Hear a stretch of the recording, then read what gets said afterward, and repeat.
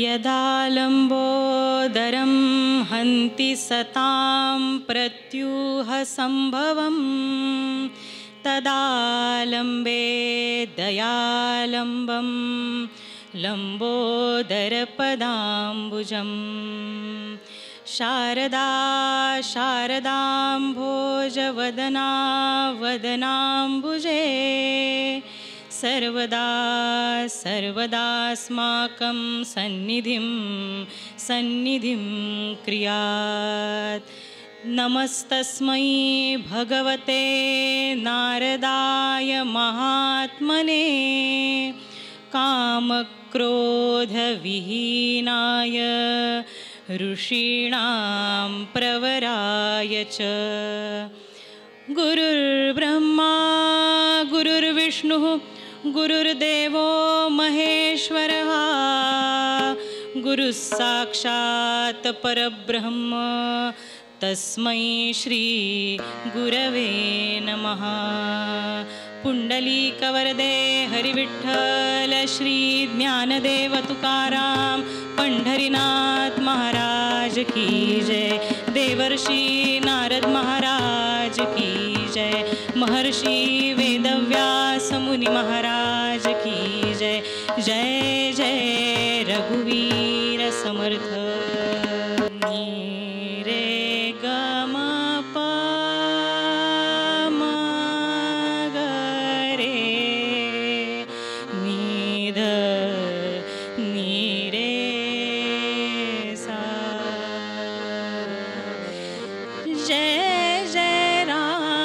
कृष्ण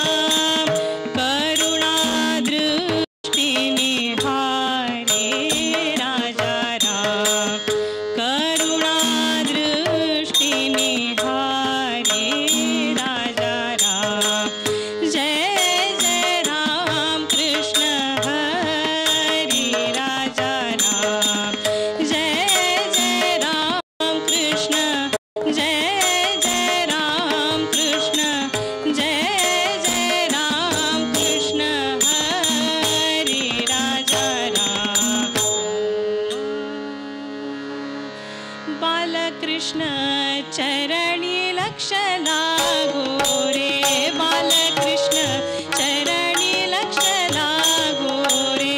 कीर्तन संगे रंगात देह वाहो रे, कीर्तन संगे रंगात देह वाहो रे. बालकृष्ण चरणी लक्ष लागो रे, बालकृष्ण चरणी लक्ष लागो रे, बालकृष्ण चरणी लक्ष लागो रे. स्वरूपी मन हे लाविता सौख्य आम्हा हो, स्वरूपी मन हे लाविता सौख्य आम्हा हो. काम क्रोधादिक जाती निज धामा हो, काम क्रोधादिक जाती निज धामा हो. बालकृष्ण चरणी लक्ष लागो रे, बालकृष्ण चरणी लक्ष लागो रे, बालकृष्ण चरणी लक्ष लागो रे. सारा सार वदविता सद्गुरुराया हो, सारा सार वदविता सद्गुरुराया हो. मंगलधाम जीवन नरहरि पाया हो, मंगलधाम जीवन नरहरि पाया हो. बालकृष्ण चरणी लक्ष लागो रे, बालकृष्ण चरणी लक्ष लागो रे, बालकृष्ण चरणी लक्ष लागो रे. सद्रूप चिन्मय नारायण रूप ध्यावो, सद्रूप चिन्मय नारायण रूप ध्यावो. तन्मय होवो नि बलवंत प्रेमे गावो, तन्मय होवो नि बलवंत प्रेमे गावो, प्रेमे गावो, प्रेमे गावो हो. बालकृष्ण चरणी लक्ष लागो रे, बालकृष्ण चरणी लक्ष लागो रे, बालकृष्ण चरणी लक्ष लागो, चरणी लक्ष लागो, चरणी लक्ष. राम राम राम राम सीताराम सीताराम, राम राम राम राम सीताराम सीताराम, राम राम राम राजा राम सीताराम, राम राम राम राम सीताराम सीताराम,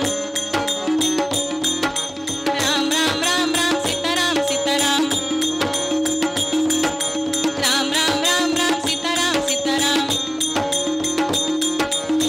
बोला कुंडली कमरदे हरी विठ्ठल श्री ज्ञानदेव तुकाराम.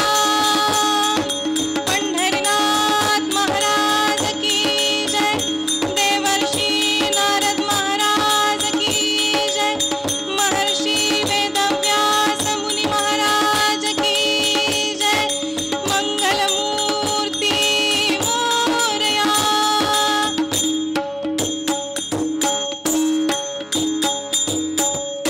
साम म प म प ध नि ध प म प ध प म सा रे सा. आपुली शक्ती जैसी तैसा कीजे धर्म, आपुली शक्ती जैसी तैसा कीजे धर्म. परमार्थाचे वर्म हेची येथे, परमार्थाचे वर्म हेची येथे. मिळाल्या सारी खा विनियोग कीजे, मिळाल्या सारी खा विनियोग कीजे. ज्याचे त्यासी दीजे विभागोनी, ज्याचे त्यासी दीजे विभागोनी. गुरु गोत्र अग्नी ब्राह्मणाचे कुळ, गुरु गोत्र अग्नी ब्राह्मणाचे कुळ.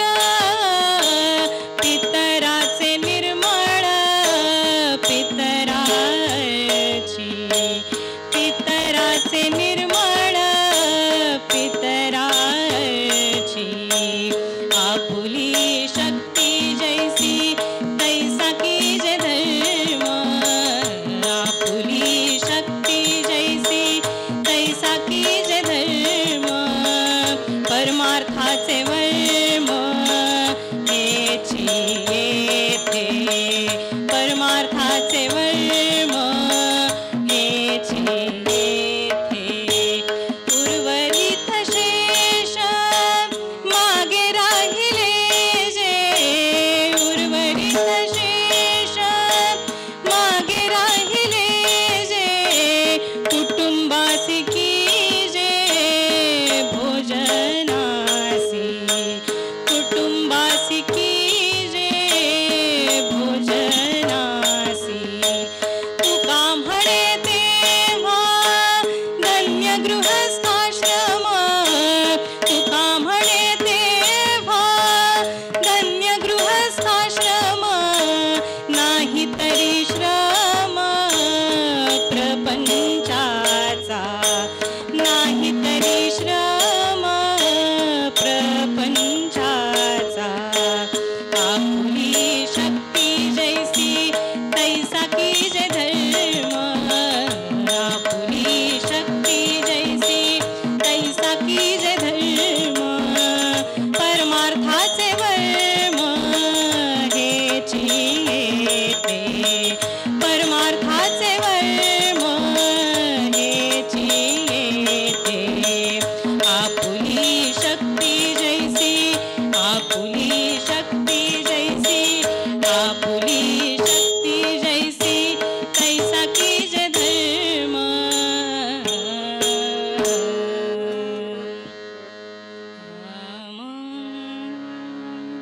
सानंदं सदनं सुताश्च सुधियः कांता प्रिय भाषिणी, सन्मित्रं सदनं स्वयोषितिरति चाज्ञापरा सेवकाः.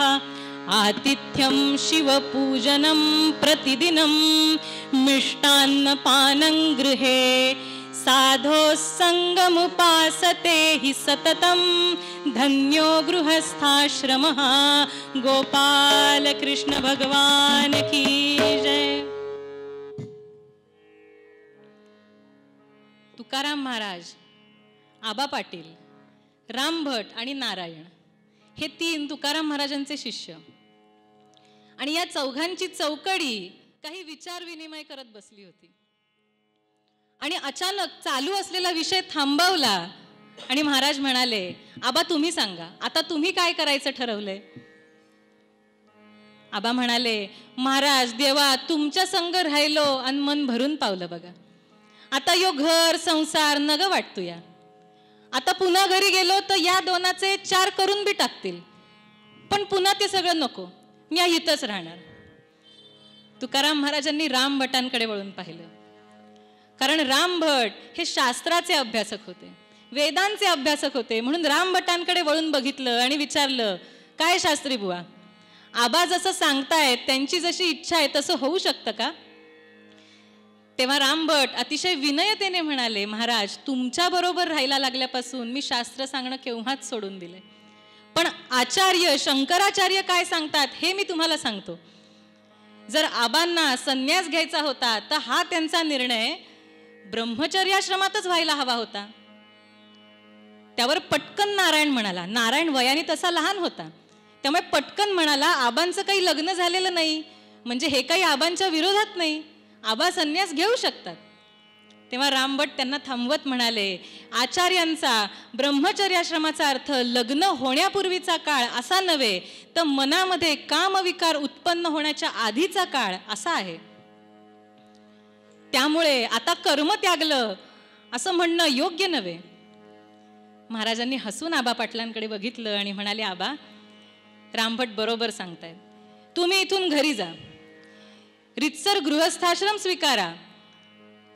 अहो पुरेसं वैराग्य आपल्या अंगी बाणवल्याशिवाय मी कर्म त्यागलं धर्म त्यागला असं म्हणणारा लबाड असतो.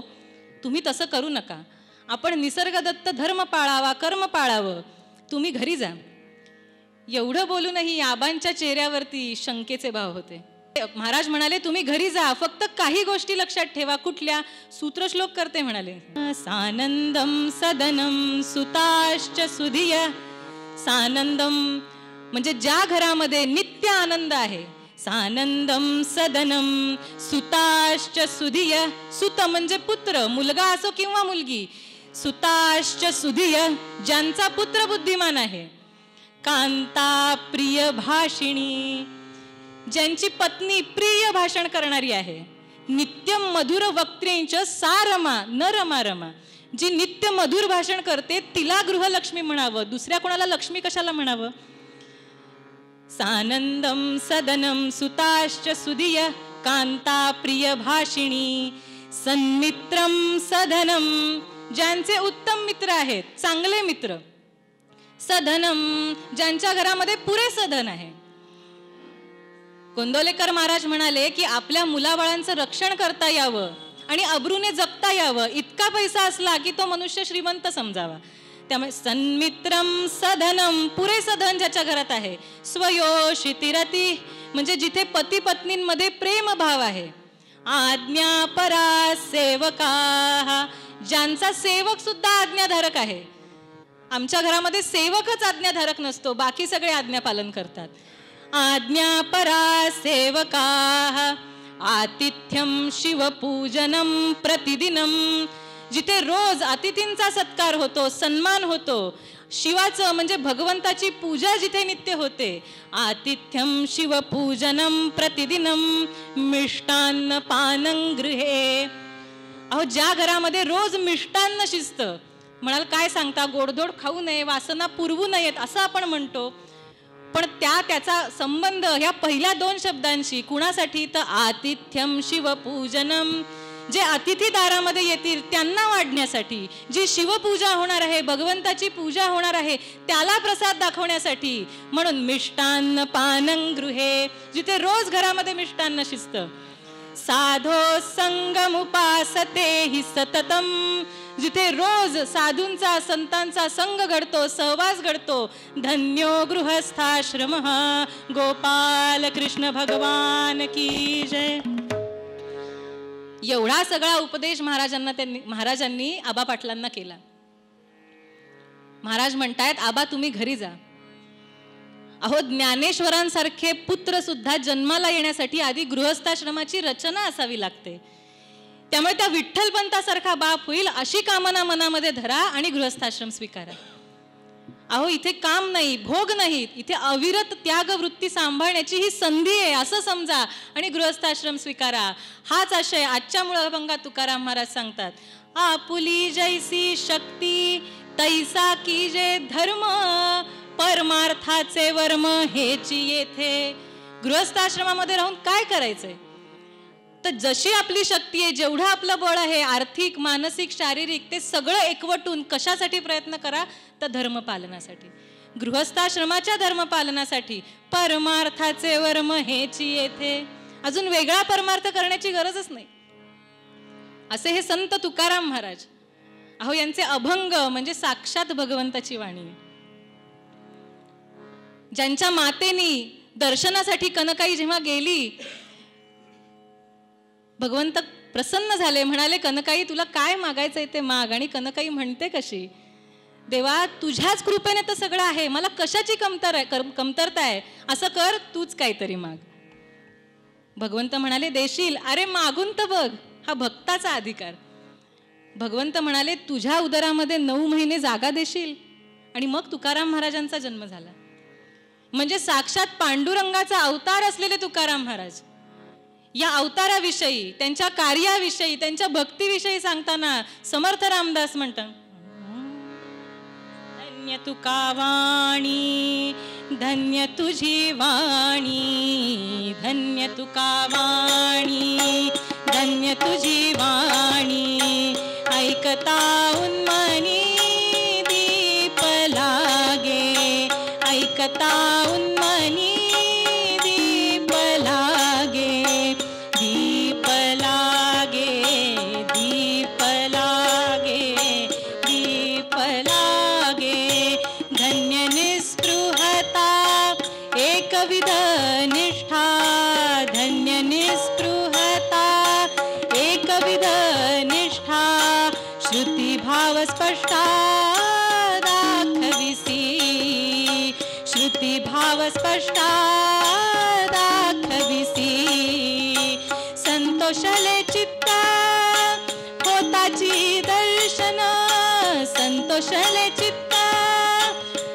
समर्थ रामदास म्हणतायत की तुकाराम महाराजांचं दर्शन झालं आणि कसा अनुभव आला. संतोषाले चित्त होताची दर्शन, कळो आली खूण अवताराची, कळो आली खूण अवताराची, अवताराची, अवताराची, अवताराची. धन्य तुका वाणी, धन्य तुझी वाणी, धन्य तुका वाणी, धन्य तुझी वाणी. ऐकता उन्मनी दीप लागे, दीप लागे, दीप लागे, दीप लागे. धन्य तुका वाणी, धन्य तुझी वाणी. वर्णाने वाणी म्हणाले, पण धन्य तुझी वाणी. कवीने तर वर्णन केलं, तुका तरी सहज बोले वाणी, त्याचे घरी वेदांत वाहे पाणी. तुकाराम महाराजांनी सहज म्हणून काहीतरी बोलायला जावं आणि साक्षात वेदांत मुखातून बाहेर पडावा, अशा या भगवंताची वाणी म्हणजे तुकाराम महाराजांची वाणी. म्हणून आपण संतांचे अभंग निरूपणासाठी घेतो. आणि असे हे तुकाराम महाराज आजच्या मूळ अभंगामध्ये म्हणतात, आपुली जैसी शक्ती तैसा कीजे धर्म, परमार्थाचे वर्म हेची येथे. तुकाराम महाराजांनी गृहस्थाश्रमाची श्रेष्ठता सांगितली. 4 आश्रम आपल्या सगळ्यांना माहिती आहे. पहिला ब्रह्मचर्याश्रम, दुसरा गृहस्थाश्रम, तिसरा वानप्रस्थाश्रम आणि चौथा संन्यासाश्रम. छांदोग्य उपनिषदामध्ये सगळ्यात आधी याचा उल्लेख आढळतो. पण महाराज म्हणाले हे क्रमशः पाळावायचे असतात. आधी ब्रह्मचर्याश्रम, मग गृहस्थाश्रम, मग वानप्रस्थाश्रम आणि मग संन्यासाश्रम. मग आपल्या मनात अशी शंका उत्पन्न होईल की काही थोर संतांनी किंवा ऋषींनी थेट संन्यास घेतला, ते कसं? याचं समाधान समर्थ करतात. ऐसा भगवंताचा भक्त, विशेष अंतरी विरक्त, संसार सांडून झाला मुक्त, देवा कारणे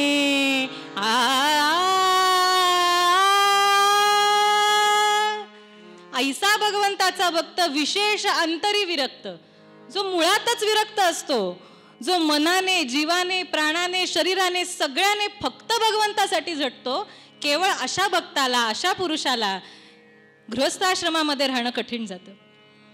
मग अशा विरक्त पुरुषालाच केवळ संत थेट संन्यासाश्रम स्वीकारण्याची संधी देतात.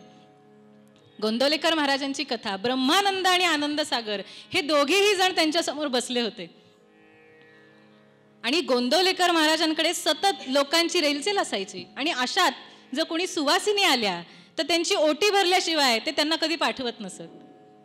अशातच एकदा त्यांच्याकडे सुवासिनी आल्या आणि महाराज पटकन ब्रह्मानंदांना म्हणाले, ब्रह्मानंदा आत जा, आतल्या कपाटामध्ये काही साड्या आणि खण नारळ आहे ते घेऊन या आणि ह्यांना कुठल्या चांगल्या दिसतील अशा बघून आणा, अशी अट महाराजांनी घातली. ब्रह्मानंद आत गेले, कपाट उघडलं, वरपासून खालपर्यंत साड्याच भरलेल्या, खणच भरलेले. आता ह्याच्यातली त्यांना कुठली चांगली दिसेल प्रश्नात पडले. बराच वेळ विचार केला, कारण महाराजांनी आज्ञाच केली आहे जवळजवळ, ती कशी मोडायची, पण काही कळेना. बाहेर आले. महाराजांना म्हणाले, बराच वेळ विचार केला पण मला काही कळलं नाही की यांना कुठली नेमकी चांगली दिसेल.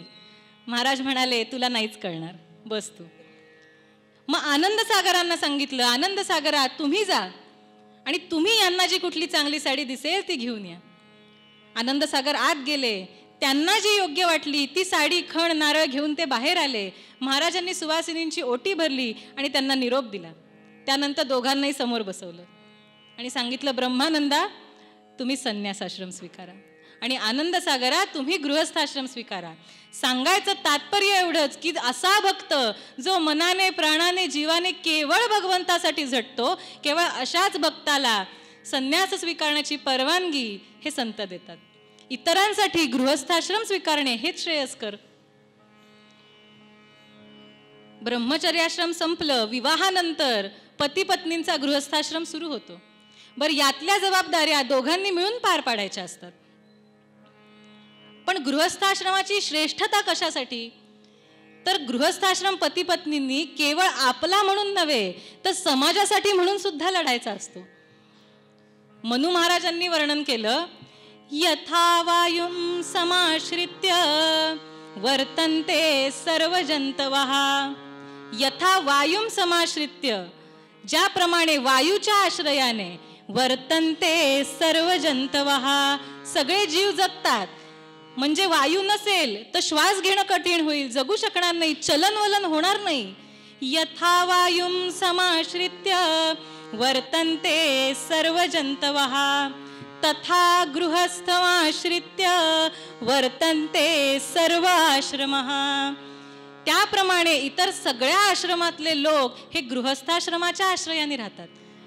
म्हणजे त्यांच्या ज्या काही प्रथम गरजा आहेत, अन्न वस्त्र निवारा, यासाठी ते गृहस्थाश्रमावरच्या लोकांवरती अवलंबून असतात. म्हणून तो श्रेष्ठ सांगितला. गोपाळ विष्णू फडकेंनी गोंदवलेकर महाराजांच्या चरित्रामध्ये वर्णन केलं की ह्या गृहस्थाश्रमाचं नियोजनच मूळ यासाठी आहे. गृहस्थाश्रमामुळेच नीतिमत्ता, न्यायता, दंडना ही सगळी जी नीतिमूल्य आहेत ही गृहस्थाश्रमामुळेच टिकून आहेत. हे सृष्टीचे उगम स्थान, याचे नी सृष्टीचे पालन, नीती न्याय दंडन याचे करिता. नीतिमत्ता, न्यायता, दंडना ही सगळी नीतिमूल्य ही गृहस्थाश्रमामुळे टिकून आहेत. समर्थांनी तेच सांगितलं, नाना वेश नाना आश्रम त्याही मध्ये गृहस्थाश्रम. नाना वेश नाना आश्रम त्याही मध्ये गृहस्थाश्रम. जेथे पावती विश्राम, जेथे पावती विश्राम, त्रैलोक्यवासी त्रैलोक्यवासी त्रैलोक्यवासी. नाना वेश नाना आश्रम त्याही मध्ये गृहस्थाश्रम, त्याही मध्ये गृहस्थाश्रम, त्याही मध्ये गृहस्थाश्रम. अनेक आश्रम सांगितले, पण त्याही मध्ये श्रेष्ठ आश्रम कुठला? गृहस्थाश्रम. का? गृहस्थाश्रमी निर्माण झाले, आपला आश्रम टाकून गेले.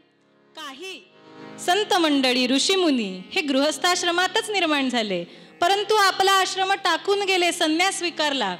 पण जेव्हा आत्मज्ञान प्राप्त झालं त्यानंतर देह जाईपर्यंत, परंतु गृहस्था गृही हिंडो लागले कीर्तिरूपे, पुन्हा ह्याच्याच आश्रयाने राहायला लागले. त्यामुळे गृहस्थाश्रम हा श्रेष्ठ आहे. गृहस्थाश्रम श्रेष्ठ आहेत सर्व संतांनी सांगितला, पण तो धन्य केव्हा होईल? तर तुकाराम महाराज म्हणाले, आपुली जैसी शक्ती तैसा कीजे धर्म, परमार्थाचे वर्म हेची येथे. हा गृहस्थाश्रमामध्ये राहून परमार्थ कसा साधता येईल? तर तुकाराम महाराज म्हणाले, केवळ गृहस्थाश्रमाच्या धर्मांचं पालन करा. मग गृहस्थाश्रमाचे धर्म कोणते? तर महाभारतामध्ये गृहस्थाश्रमाचे 5 धर्म सांगितले. सत्य, अहिंसा, दया, दान आणि परोपकार हे गृहस्थाश्रमाचे धर्म सांगितले. त्यातला पहिला धर्म म्हणजे सत्य. सत्यापरता नाही धर्म, सत्यतेची परब्रह्म. सगळ्यात श्रेष्ठ धर्म हा सत्य धर्म सांगितला. मग सत्य म्हणजे काय? तर एक तर खरं बोला, हे तर झालंच. मनु महाराज म्हणाले, सत्यम ब्रूयात प्रियम ब्रूयात न ब्रूयात सत्यम अप्रियम. खरं बोला, पण कसं खरं बोला? प्रिय असलेलं खरं बोला. एखाद्या लहान मुलाला लवकर उठत नाही म्हणून सारखं ओरडलं, काय मेला कार्टा उशिरा उठतो, वेळेत उठत नाही, कळत नाही वेळेत उठायचं? काही सूर्याच्या उगवण्याचा आणि तुझ्या उठण्याचा संबंध आहे का? असं जर वाटेल तसं बोललं तर तो मुलगा वेळेत उठेल का? उलट अजून पांघरून ओढून जास्त वेळ झोपेल. त्यामुळे त्याच्यातलीच कमी त्याला चांगल्या प्रकाराने सांगितली. बाळा, काल तुझे मित्र आले होते खेळायला बोलवण्यासाठी. म्हणाले, काय सुंदर खो खो खेळतोस, पण अशातच मला वाटतंय आपण तुला जिल्हा परिषदेच्या वगैरे खेळांमध्ये उतरवूयात. चालेल ना तुला? असं म्हणल्यावर बाळाला हुरूप येतो. माझ्या मित्रांनी माझं कौतुक केलं आणि आता आई कौतुक करते ते ऐकून. आपण तुला जिल्हा परिषदेच्या खेळासाठी उतरवूयात, पण त्यासाठी तुला काय करायला लागेल? सकाळी वेळेत उठायला लागेल, थोडासा व्यायाम करायला लागेल आणि शारीरिक ताकद वाढवायला लागेल. असं सांगितलं की बाळ उद्यापासून सकाळी उठायला सुरुवात. चूक न दाखवता सांगणं हे अति अवघड. सत्यम ब्रूयात प्रियम ब्रूयात न ब्रूयात सत्यम अप्रियम. अप्रिय असं सत्य सांगू नका. प्रियंच नानृतम ब्रूयात. नानृतम म्हणजे खोटं, गोड वाटतंय ऐकायला म्हणून खोटंही बोलू नका. प्रियंच नानृतम ब्रूयात तस्मात् एषः धर्म सनातनः. हाच सनातन धर्म सांगितला.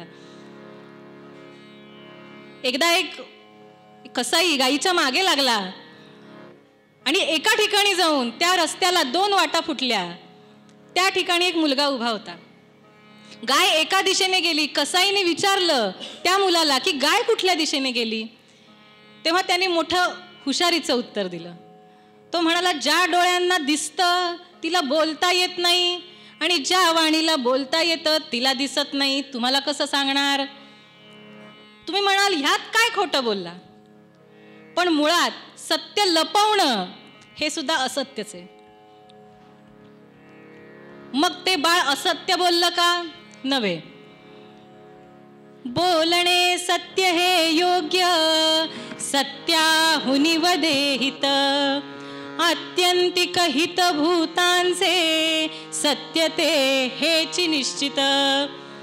सर्व प्राणी मात्रांचं कल्याण ज्याच्यामध्ये सामावलेलं आहे असं सत्य बोलावं, मग ते खोटं का असेना. याला सत्याचं आचरण असं म्हणतात.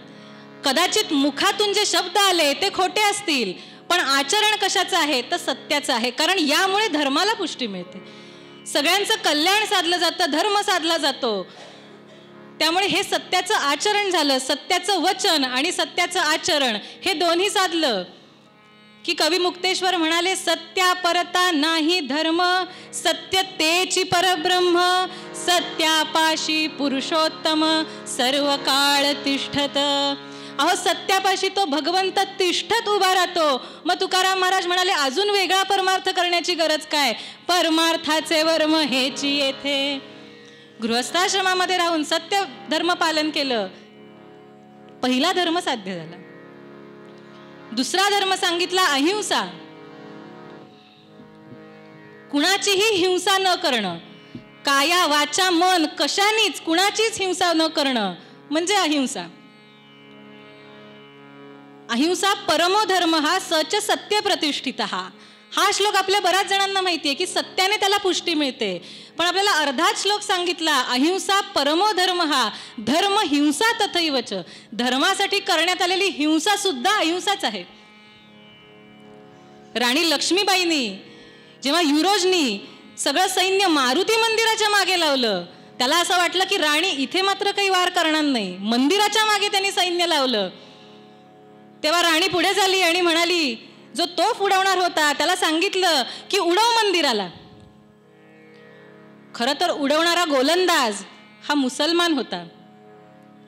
त्यालाही आश्चर्य वाटलं की राणीसाहेब हे काय सांगतायत राणीसाहेब. पण राणी म्हणाली, अरे आत्ता त्या शत्रूला उडवण्याची गरज आहे. तो शत्रू एकदा का उडाला अशी 50 मंदिरं आपण बांधू, पण आत्ता सर्व जनाचं हित कशामध्ये आहे.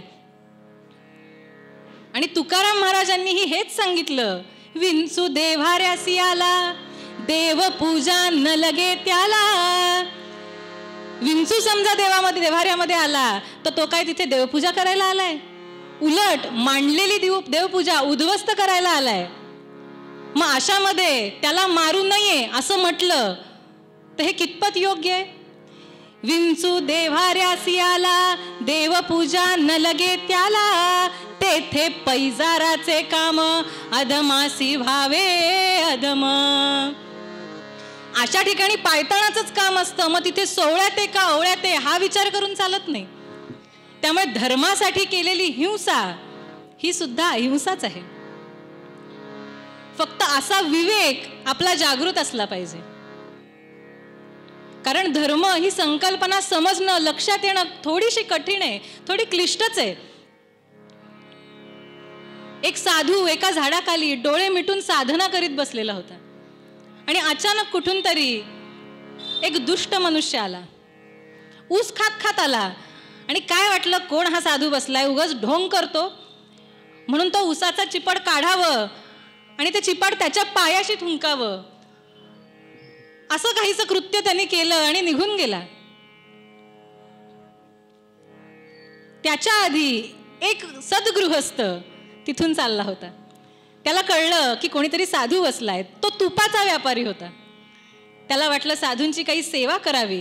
थंडीचे दिवस आहेत, हातपाय फुटलेत, त्यामुळे आपल्या बरणीतलं थोडं तूप काढलं आणि पायाला चांगलं चोळलं, जेणेकरून थंडीचा त्रास होऊ नये.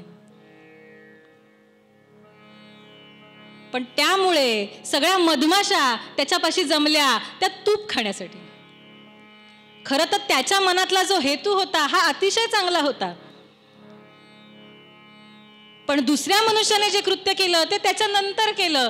त्यामुळे त्या तुपावरच्या सगळ्या मधमाशा ह्या उसाच्या चिपाड्याला लागल्या आणि त्याच्या पायावरच्या सगळ्या मधमाशा निघून गेल्या. मग आपल्याला प्रश्न पडेल, कोणी केलेलं कृत्य योग्य? पण देवाला एक वेळ त्रास देव सहन करेल, त्याबद्दल त्याला काही चिंता नाही. पण देव भावाचा भुकेला, भाव देखो निभुलला. देव मनातला भाव बघतो. तुमच्या मनात भाव काय आहे ह्याच्यावरती त्याची कृपा ठरलेली असते. विषयांतर झालं, पण धर्म ही संकल्पना कळण्यासाठी थोडी अवघड आहे. फक्त तिथे विवेक जागा पाहिजे की धर्म हिंसा तथैव च, कधी हिंसा आणि कधी अहिंसा हे लक्षात येणं फक्त अवघड आहे. तिथे विवेक जागृत ठेवावा. दुसरा धर्म सांगितला अहिंसा, तिसरा धर्म सांगितला दान. देणारा दाता, घेणारा देश वस्तू ही सगळी दानाची भूषण आहेत. पण दिल्यानंतर पश्चाताप किंवा जो घेतोय त्याला कठोर वचन बोलणं ही सगळी दानाची दूषण आहेत. आणि मुळात आपल्याला असं वाटतं की दिलं की संपतं. आपल्या खिशामध्ये शेवटची 500ची नोट राहिली आहे आणि इतक्यात कोणीतरी गरजू पैसे मागत आला. आपण देऊ का? कदाचित दुसरी 500ची नोट असेल तर देऊ, पण एकच नोट राहिली आहे अशा वेळेस आपण विचार करू.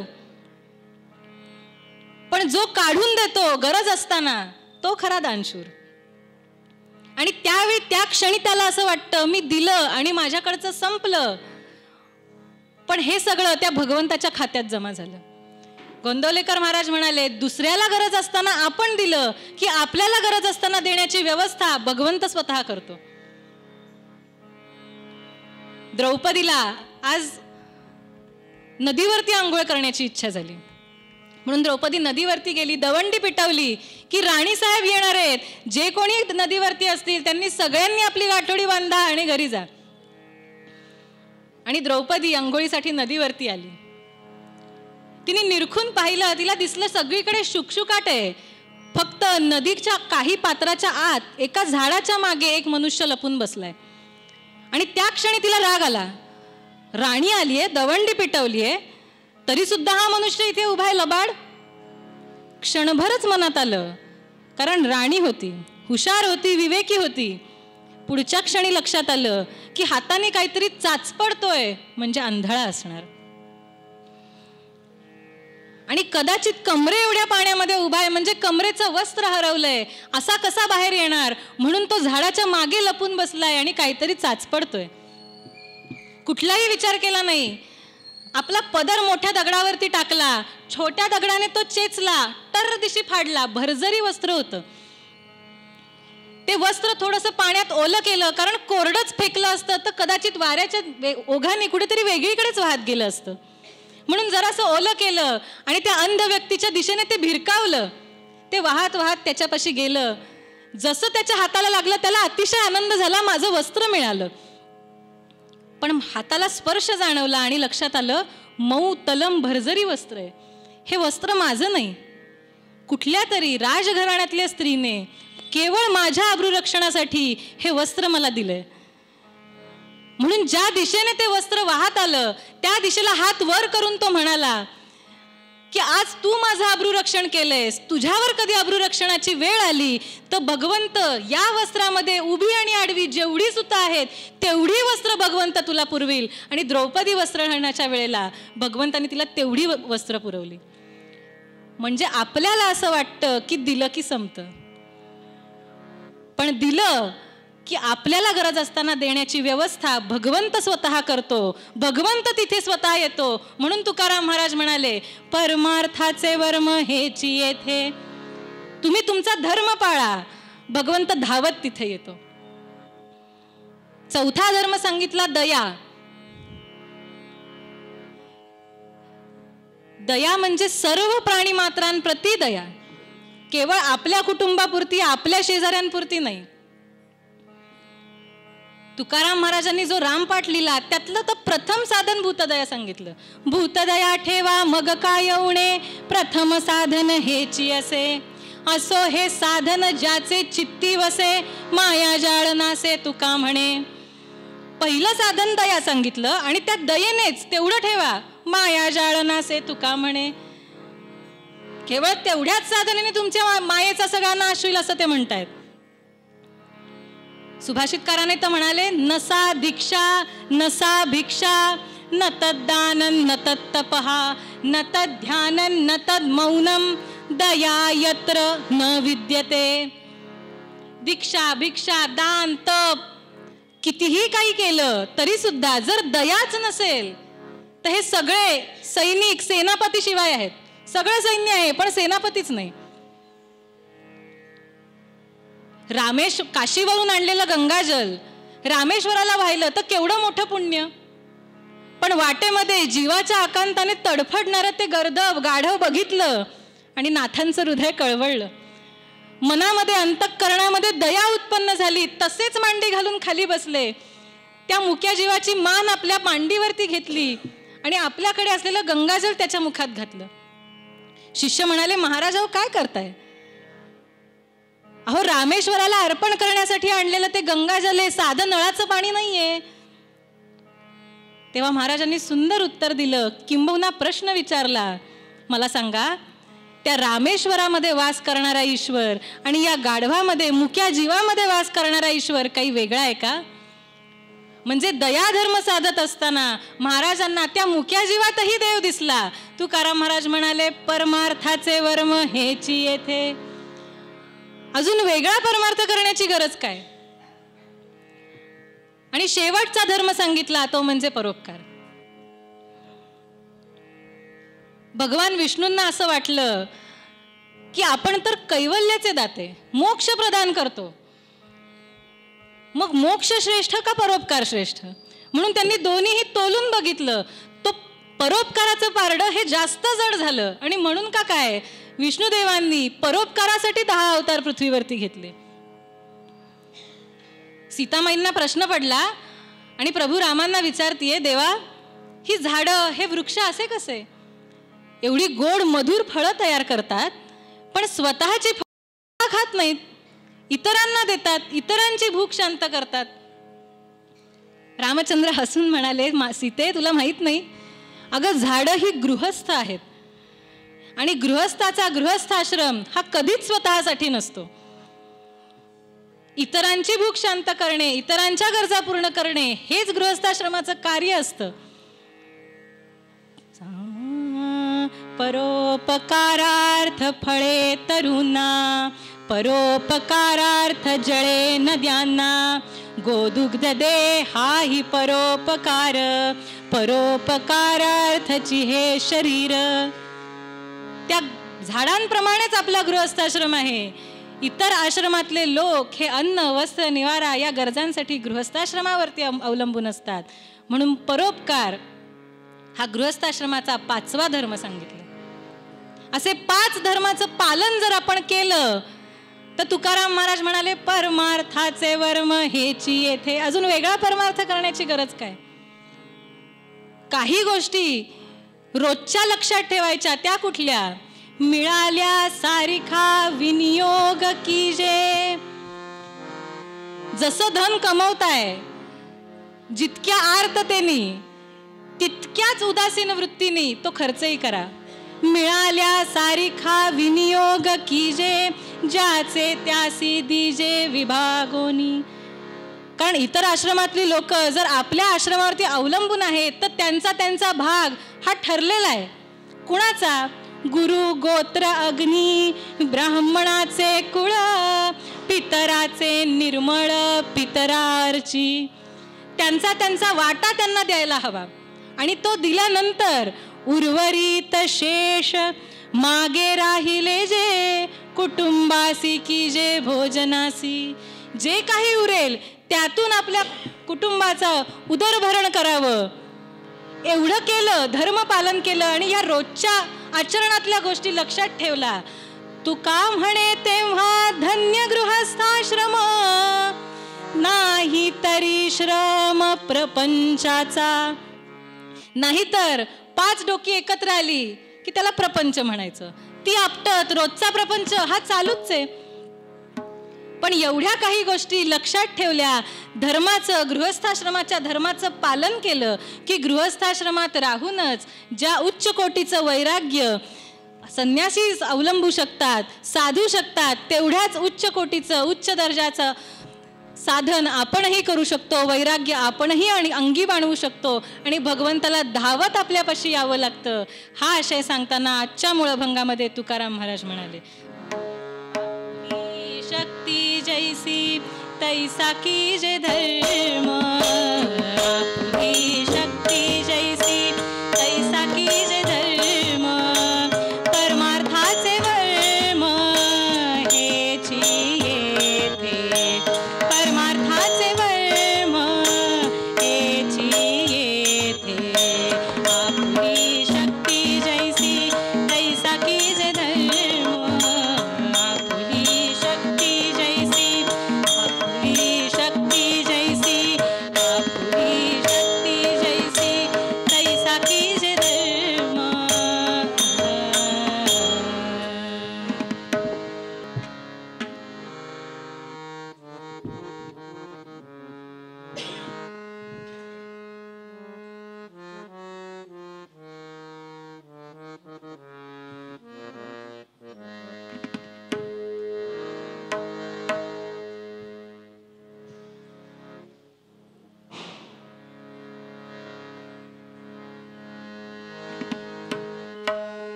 नित्यं भजामि हरिविठ्ठल देव देव, लक्ष्मीपती नरहरी विभु वासुदेव. शोभे सुलवल तुलसी दलहार कंठी, होवो कृतार्थ तव रूप बघोन दृष्टी.